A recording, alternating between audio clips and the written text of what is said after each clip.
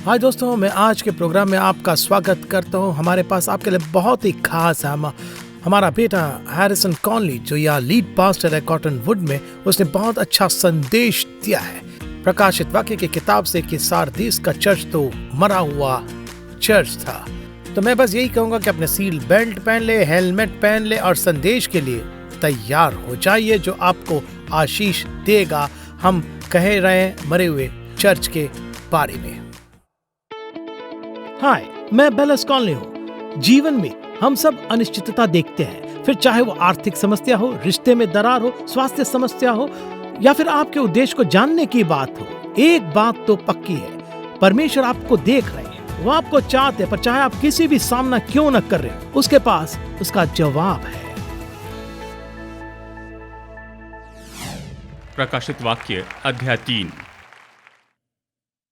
वचन नंबर 1। यीशु ने कहा, सारदीस की कलीसिया के दूत को ये लिख।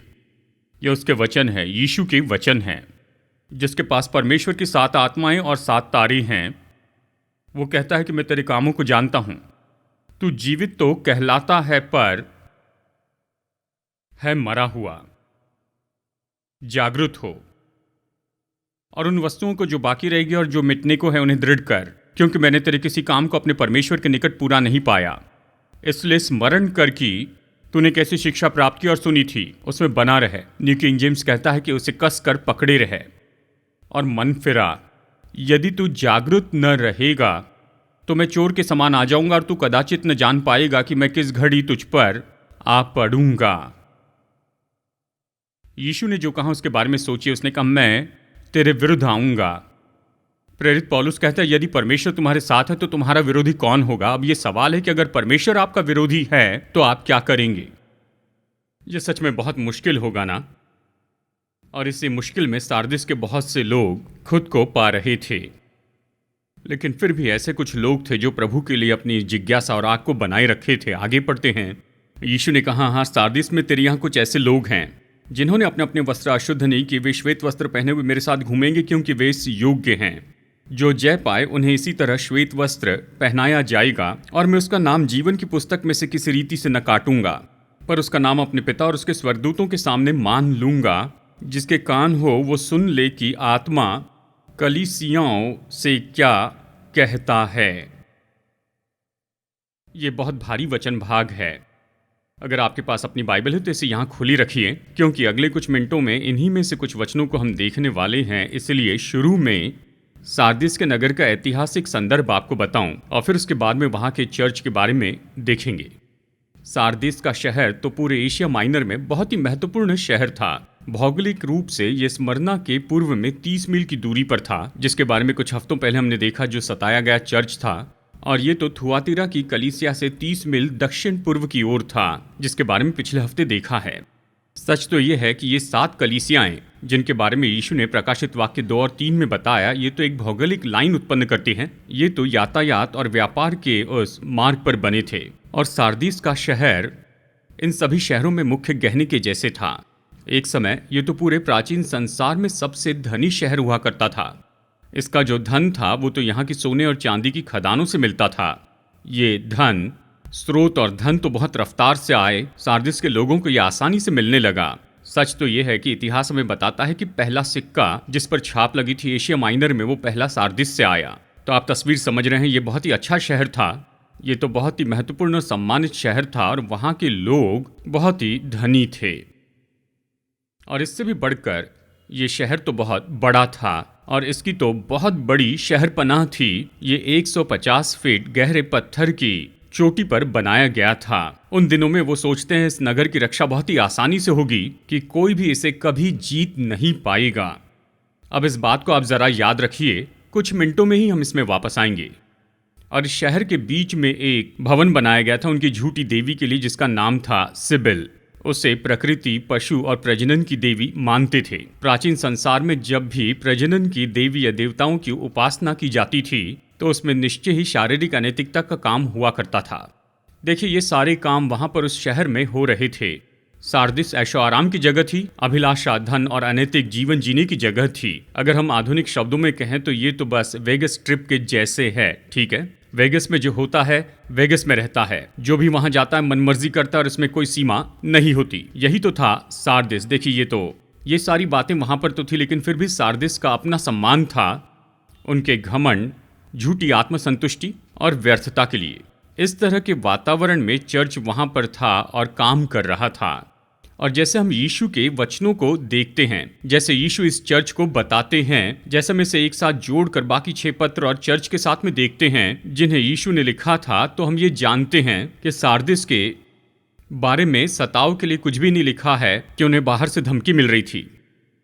हम ये भी नहीं देखते कि चर्च में झूठी शिक्षाएं सिखाई गई थी, और ये भी नहीं बताया गया कि वहां पर बहुत ज्यादा गरीबी या कमी घटी थी सभा के लोगों में।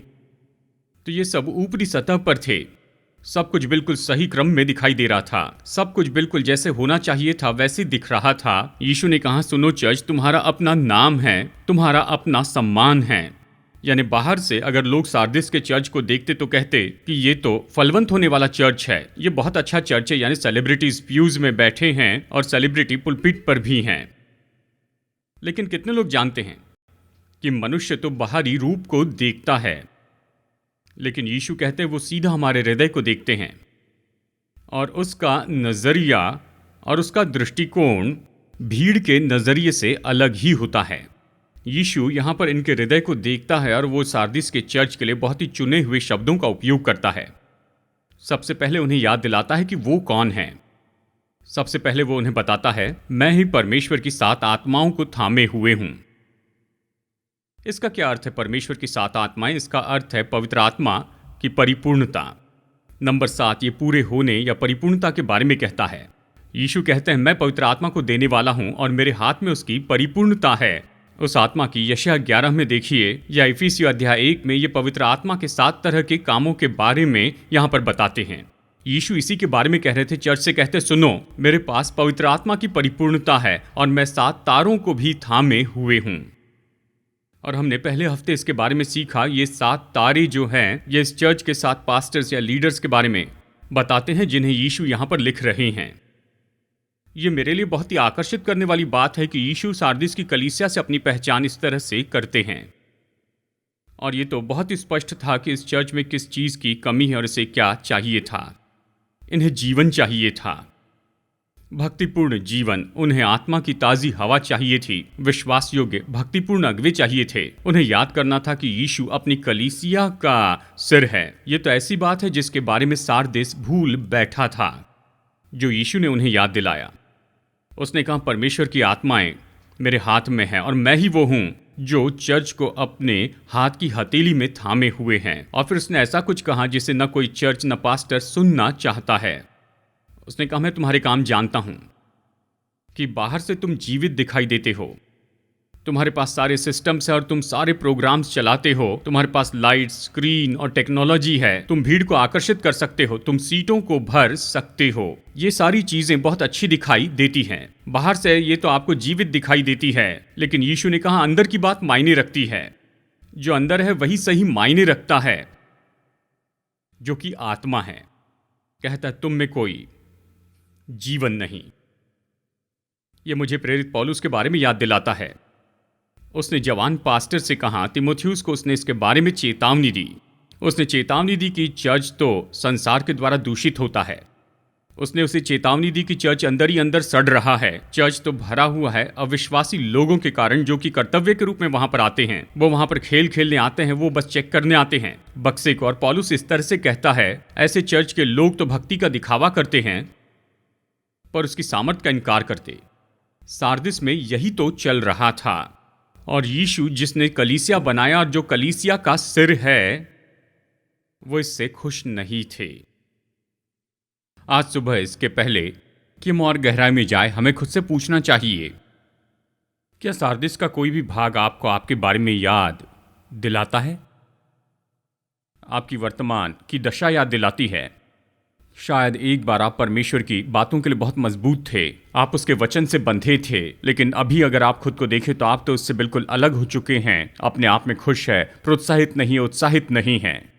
आप शायद कई बार रविवार को चर्च में आते हैं, लेकिन सच कहे तो यीशु आपके मन से पूरी तरह से दूर हैं जब सोमवार से शनिवार तक की बात आती है। शायद आप पवित्र आत्मा की उपस्थिति से बहुत ही परिचित होते थे। अब वो भूतकाल की बात हो गई है, ऐसी बात जो पुरानी हो गई, अपरिचित सी है। और अगर सच कहूं तो मुझे अपने जीवन में इन बातों को ठीक कर लेना है, और इससे भी परे एक पास्टर के रूप में मुझे इस वचन भाग को देखना है। क्या सार्दिस के चर्च के ऐसे कुछ गुण हैं जो परमेश्वर ने मुझे दी हुई कलीसिया में पाए जाते हैं? सच कहूं तो इसे देखकर मैं चैन से नहीं रह पाऊंगा। यीशु सार्दिस के बारे में खुश तो नहीं थे, पर मुझे यीशु पसंद है, यानी इसके बजाय कि उन्हें दूर कर दे। और खैर बता दूं, ऐसा करने का अधिकार उसके पास है। कह सकता था अब तुम्हारा बहुत हो गया है। अपनी दया में उन्हें ठीक होने का मौका देते हैं। वो उन्हें निर्देश देते हैं और ऐसा करते हुए वो हमें भी निर्देश देते हैं। उसने 5 बातें कही। उसने ये 5 निर्देश दिए जिनकी ओर हमें ध्यान देना है और उपयोग करना, ताकि हम भी ऐसे चर्च बन जाए जिसकी यीशु कामना करते और इच्छा रखते हैं। और ये तो पहला है, इस पर मैं ज़्यादा समय बिताना चाहता हूँ और उसके बाद में जल्दी से हम बाकी 4 को देखने वाले हैं। लेकिन ये तो पहला निर्देश है। यीशु हमें बताते हैं और चर्च को बताते हैं, जागरूक हो। वचन नंबर 2 के ये 2 शब्द हैं, जागरूक हो। ये तो बुलाहट है कि हम अपनी दशा के बारे में जाग जाएं। देखिए, उस पुरानी कहावत को याद कीजिए, मेंढक को कैसे उबाले। खैर कुछ भी हो, मैं नहीं सोचता कि हमें मेंढक को उबालना चाहिए, लेकिन मेंढक को कैसे उबालते हैं? ठीक है, मेंढक को लेकर उबलते पानी में नहीं डाल सकते, वो खतरे को महसूस करता है और कूद कर बाहर आता है। अगर आप मेंढक को उबालना चाहते हैं, खैर मैं बता दूं ये अच्छा विचार नहीं है, लेकिन फिर भी अगर आप मेंढक को उबालना चाहते हैं तो उसे ठंडे पानी में रख दीजिए स्टोव पर, क्योंकि उसका खून ठंडा है। फिर गर्म कीजिए, धीरे धीरे उस पानी को आप गर्म करते जाइए और मेंढक उस टेम्परेचर से मैच करेगा, अपने शरीर में वो मैच करेगा। पानी को गर्म करे और इसके पहले कि उसे पता चल जाए कि वो तो उबलने वाला है, उसे पता भी नहीं चलेगा कि वो खतरे में है और बहुत देरी हो जाएगी। अब इस तस्वीर को लेकर अपने जीवन में इसका उपयोग कीजिए कि हम अपनी दशा के लिए सचेत हैं कि हम खतरे में हैं और हम उसे जानते भी नहीं। ये एक अच्छी बात है कि नियमित रूप में अपने आप को जांचते चले जाएं और चर्च को जांचें और निश्चय इस सच्चाई को आमने सामने देखें और जान ले कि हम कहां पर खड़े हैं। अब हम सोचते हैं कि हम खड़े हैं, या लोग कहते हैं कि हाँ हम खड़े हैं, लेकिन हम सच में कहां पर खड़े हैं? हमें महसूस करना और समझना है कि राजा के लिए हमारी सेवा तो डल और बेजान हो गई है। हमें ईमानदारी से स्वीकार करना अपने गलत कदम और असफलताओं को, और इस बात को मानना है कि हमने आज्ञा भंग की है। हमें इस बात को जानना होगा कि हमने कहां पर समझौता किया और कहां पर हम बस ऐसे आराम से रहें। हमें परमेश्वर के सामने अपनी असली दशा के बारे में जागृत होना है। यीशु कहते हैं जागृत हो, जागृत हो। यह हैरान करने वाली बात है कि 7 चर्च में से केवल यीशु ने इसी चर्च से ये कहा था। आपको याद है, मैंने पहले ही कहा था, सार्दिस का नगर तो जाना जाता था अपने धन, अहंकार और व्यर्थता के लिए। जब मैं ये सुनता हूँ कि यीशु ने कहा जागो, तो मैं ये सोचता हूँ कि शहर की ये जो मानसिकता थी, ये किसी तरह से कलीसिया के अंदर भी आ चुकी थी। आपको याद होगा, मैंने कहा था कि ये शहर बनाया गया था 1500 फीट की चोटी पर और इसके आसपास बहुत बड़ी शहरपनाह थी। ठीक है, लोगों ने कहा कोई इसे तोड़ नहीं सकता है, इस शहर को कोई भी जीत नहीं सकता। यहां दिलचस्प बात यह है कि इतनी सुरक्षा के बाद भी सार्दिस पर 2 बार जय पाई गई। एक ही तरह से इसे 2 बार जीता गया, एक तो पर्शियन के द्वारा और एक बार ग्रीक के द्वारा। इतिहास हमें बताता है कि उस मौके पर शत्रु की सेना जब सार्दिस के पास आई तो उन्होंने जाना कि वो तो शहर को जीत नहीं सकते, इसलिए उन्होंने शहर को घेर लिया। एक रात सार्दिस का एक सिपाही शहरपनाह पर पहरा दे रहा था। नीचे देखते हुए उसका हेलमेट नीचे गिर गया। वो हेलमेट शहरपनाह की चट्टान के पास नीचे गिर गया। तो सिपाही नहीं चाहता था कि सुरक्षा का साधन उसका ऐसे ही खो जाए। वो अपनी पोस्ट से नीचे आया, शहरपनाह के तह तक पहुंचा। शहरपनाह के सीक्रेट दरवाजे से वो नीचे अंदर के रास्ते से निकला, चट्टान के पास जाकर अपना हेलमेट उठाया, उसे पहन लिया और उसी रास्ते से वापस गया। उस गुप्त दरवाजे से वो अपनी पोस्ट पर जाकर खड़ा हो गया और वो ये नहीं जानता था कि शत्रु की सेना उसे देख रही है। और उसी रात देरी से शत्रु की सेना उसी छिपे हुए रास्ते से आई और शहरपनाह के उस गुप्त रास्ते से आई और उस शहरपनाह के गुप्त दरवाजे से आई और अंदर लोगों को पूरी तरह से असुरक्षित पाया। सार्दिस के सिपाही अपनी पोस्ट पर सो रहे थे।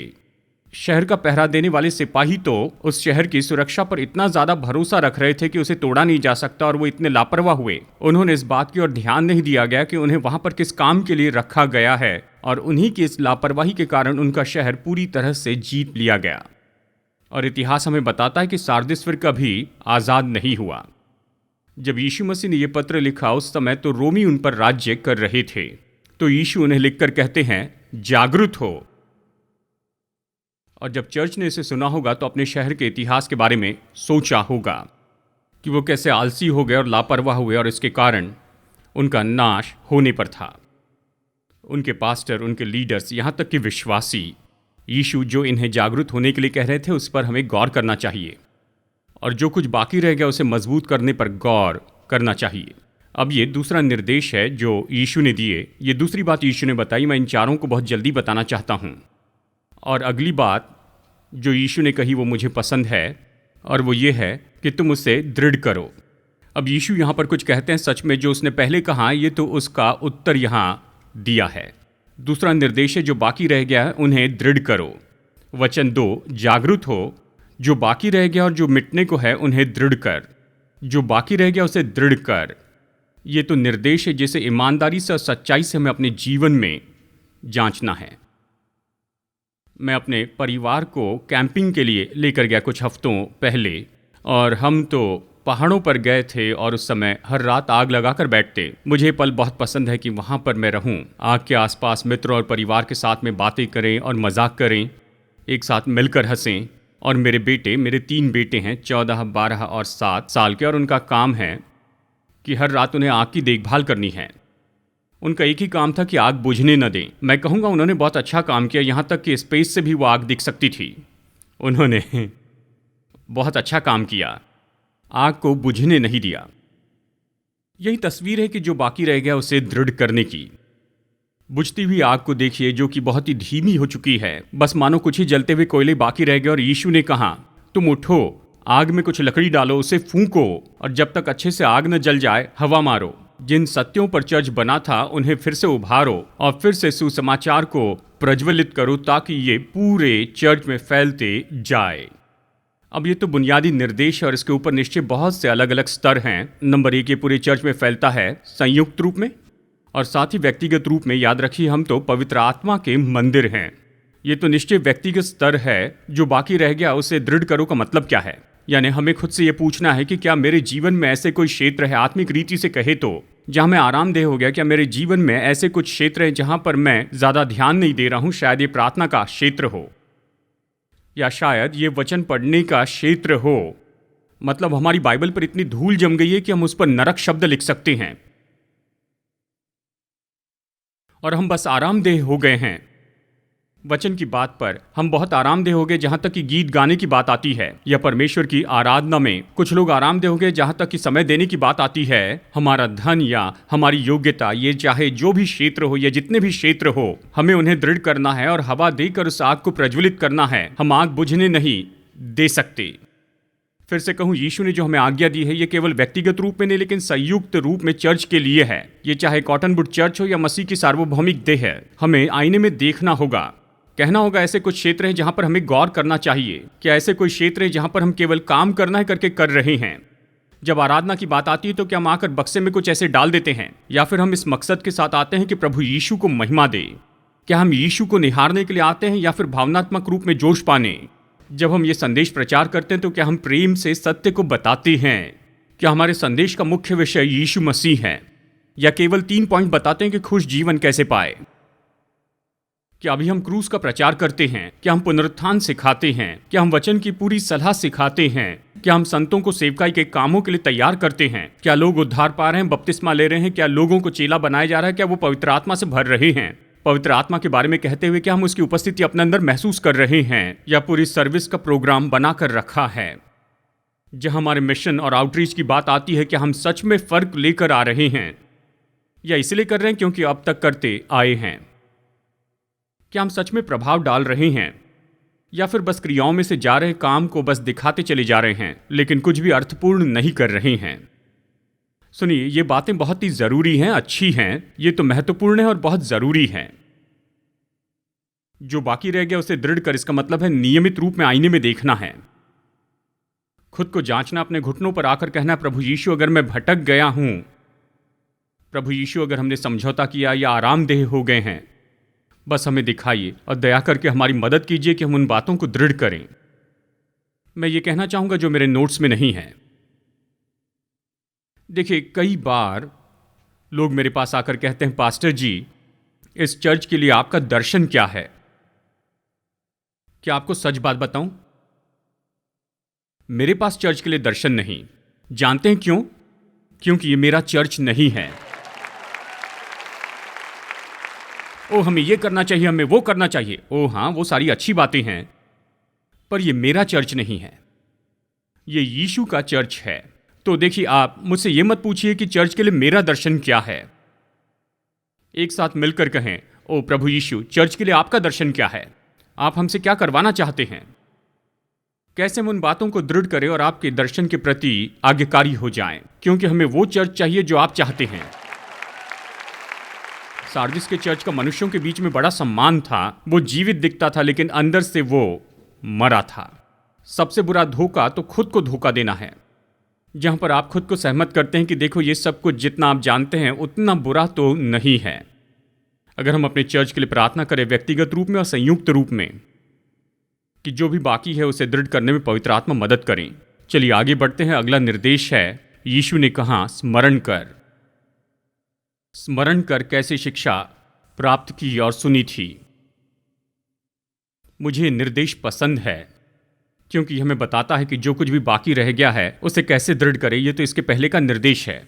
जो बाकी रह गया उसे दृढ़ करना है तो आपको बुनियाद पर जाना होगा।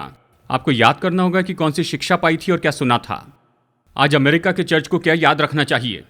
इसे स्मरण करना है। जो हमने शिक्षा पाई और सुनी थी, हमें सुसमाचार में वापस जाना है। स्मरण करना है कि हम कहां से आए हैं। हमें सिद्धांतों को स्मरण करना है। क्रूस और पुनरुत्थान का सिद्धांत, हमें उन सिद्धांत में वापस जाना होगा। पाप, मृत्यु, नरक, पश्चाताप करना, धार्मिकता और अनंत जीवन में। और मैं इसलिए कह रहा हूं क्योंकि अब हम ऐसे युग में जी रहे हैं जहां बस कान की खुजली दूर होती।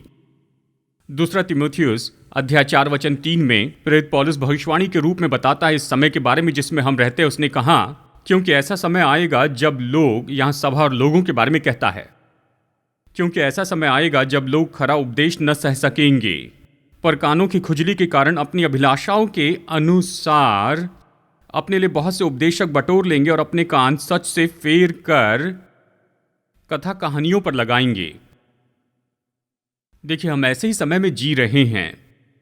तो कान की खुजली के लिए हल क्या है? हम जिस समय में रह रहे हैं इसका हल क्या है? पौलुस इसी अध्याय में बताता है। उसने जो जवाब दिया वही उत्तर तो प्रभु यीशु ने प्रकाशित वाक्य 3 में दिया। पौलुस तीमुथियुस से कहता है, कान की खुजली दूर करनी है तो वचन प्रचार कर। प्रकाशित वाक्य 3 में यीशु ने कहा, स्मरण कर, तूने क्या शिक्षा पाई और सुनी थी। क्या मैं ऐसा कुछ कह सकता हूं जिसके कारण कुछ लोग थोड़े बेचैन हो जाएंगे, आज थोड़े बेचैनी महसूस करेंगे? देखिए, परमेश्वर का वचन जब सत्य में प्रचार किया जाता तो ये इसलिए है कि हमें थोड़ा बेचैन कर दे। इसे तो हमें झिंझोड़ देना है हमारी सुस्ती से। इसे हमें चुनौती देनी चाहिए। चुनौती देनी चाहिए संसार के दृष्टिकोण से। परमेश्वर का वचन इसलिए कि सहमत करे, फटकारे, चुनौती दे, सिखाए और हमें ऊपर उठाए। काफी समय से हम पास्टर और लीडर्स कान की खुजली का सामना करने के बजाय हम उन्हें सहलाते हैं और पुलपिट पर शोहरत के पीछे भागते हैं। प्रभु हमें क्षमा करे, प्रभु मुझे क्षमा करे अगर मैंने उसमें कोई भूमिका निभाई है तो। और जैसे हम देखते हैं कि नैतिकता बस घटती चली जा रही है हमारे आसपास के समाज में, और हम देखते हैं कि यीशु का आगमन तो बहुत ही जल्दी होने वाला है। शायद इसी के लिए यह समय है कि पास्टर फिर से शोहरत न पाते जाएं। अगर हम अपने चर्च में जागृति देखना चाहते हैं तो हमें वचन प्रचार करना होगा। अगर हम अपने व्यक्तिगत जीवन में जागृति देखना चाहते हैं तो हमें स्मरण करना है कि हमने क्या शिक्षा पाई और क्या सुना है। केवल स्मरण ही नहीं करना है, लेकिन उसे थाम लेना है, उसे थामे रहना है और पश्चाताप करना है। फिर आखिरी 2 निर्देश यीशु ने कहा उसमें बना रहे या उसे थामे रहे। और मन फिरा। वचन 3, स्मरण कर तूने कैसे शिक्षा प्राप्त की, उसमें बना रहे। और मन फिरा, उसमें बना रहे, उसे थामे रहे, मतलब अपनी जान देने तक उसे थामे रहे। यहां यीशु सुसमाचार के सत्य के बारे में कह रहे हैं। उसने कहा स्मरण कर तूने कैसे शिक्षा प्राप्त की और अभी इसमें बना रहे, जान देने तक उसकी रक्षा कर। और इसका मतलब यह है कि एक शत्रु है जो ये सब हमसे छीन लेना चाहता है। ये तो सत्य है, ठीक है। हमारी आत्माओं का शत्रु तो हमारे हृदय से सत्य को चुरा लेना चाहता है। बीज बोने वाले का दृष्टांत याद कीजिए। बीज बोने वाला बीज बोता है और शत्रु क्या करता है, वो तुरंत आता है, उस बीज को चुग लेता है, वो उसे दबा देना चाहता है, वो कोशिश करता है कि चुरा ले, क्योंकि वो जानता है कि अगर परमेश्वर का वचन, अगर वो बीज हमारे अंदर में इस तरह से भूमि पाकर जड़ पकड़ ले, अच्छी भूमि में अगर वो बीज हमारे अंदर में जड़ पकड़ लेता है, तो शत्रु जानता है कि हम प्रभावी रूप में उसके साथ में युद्ध कर पाएंगे, और वो जानता है कि हम मसीह के जैसे और ज्यादा बदलते जाएंगे, तो वो चुराना चाहता है। तो यहाँ यीशु का निर्देश ये है कि सत्य को थामे रहे, अपने विश्वास के अंगीकार को थामे रहे।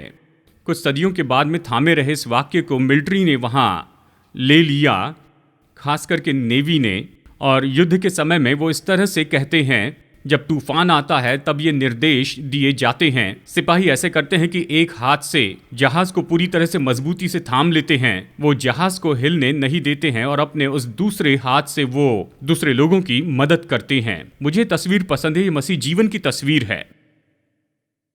जब तक हम इस संसार में मुश्किलें आएगी, हमला होगा और तूफान उठेंगे, तो एक हाथ से हमें मसीह को मजबूती से थामना है, अपने विश्वास के अंगीकार को थामना है कि यीशु वचन के अनुसार हमारे पापों के लिए मर गए, गाड़े गए, और तीसरे दिन पिता परमेश्वर ने पवित्र आत्मा की सामर्थ के द्वारा उसे फिर से जीवित किया। जब इस अंगीकार को थामे रहते हैं कि एक ही परमेश्वर है जो अनंत काल से अस्तित्व में है, उसके 3 व्यक्तित्व हैं, पिता, पुत्र, पवित्र आत्मा, हमें वचन के अधिकार को और सच्चाई को थामे रहना है कि आकाश और पृथ्वी टल जाएगी, लेकिन परमेश्वर का वचन कभी असफल नहीं होगा। हमें विश्वास से धर्मी ठहराए जाने के सिद्धांत को थामे रहना है, वचन और आत्मा के द्वारा शुद्धिकरण को थामे रहना है। आगे बढ़ते हुए हमें इन अंगीकार को मजबूती से थामे रहना है। हमें अपने जीवन को इस सच्चाई से सुरक्षित रखना, और दूसरे हाथ से हमें आगे बढ़कर यीशु को लेकर आना है इस मरने वाले संसार की ओर। हाँ, चर्च तो सत्य का ढूंढगढ़ है, पर दोस्तों हम उद्धार की जगह में हैं। एक भाई ने कहा है कि देखिए, मैं नर्क के द्वार पर बचाव का मिशन रखना चाहता हूँ, हम लोगों को वहां जाने से रोकना चाहते हैं। हमें नाश होने वालों संसार के सामने जीवित यीशु को रखना है। प्रभु की योजना कभी ये नहीं थी कि चर्च परमेश्वर के वचन को लेते जाए और छिप कर रहे। यीशु जल्दी आ, हमें इस दुष्ट संसार से बचा। हम चाहते हैं कि यीशु जल्दी आए, और हाँ, हमें परमेश्वर के वचन को महत्व देना है और सत्य में स्थापित होना है, पर हमें ऐसे चर्च पे भी होना है जो बाहर जाकर प्रचार करता है। ऑक्सफोर्ड चैम्बर्स ने कहा कि जो चर्च प्रचार नहीं करता वो कंकाल हो जाएगा। शायद अभी आपके जीवन में कुछ लोग होंगे, कुछ रिश्तेदार, कुछ दोस्त, सहकर्मी जो मसीह को नहीं जानते। मैं चुनौती देता हूं कि उन तक पहुंचकर उन्हें प्रचार करें और देखिए प्रभु क्या करते हैं। अधिक जानकारी और प्रेरणा के लिए BillysConley.com पर जाइए।